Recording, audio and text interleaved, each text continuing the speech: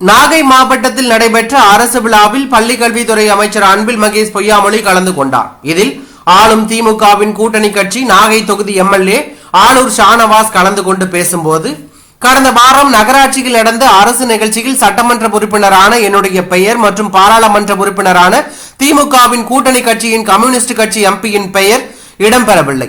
இது ஒரு அதிகாரி செய்த தவறாக இருக்கலாம். ஆனால் அந்த செயல் சமூக வலைதளங்களில் தவறாக சித்தரிக்கப்படுகிறது. திமுக தலைமையிலான கூட்டணியை பிளக்க வெளியில் சில சக்திகள் முயற்சி மேற்கொண்டு வருகிறது.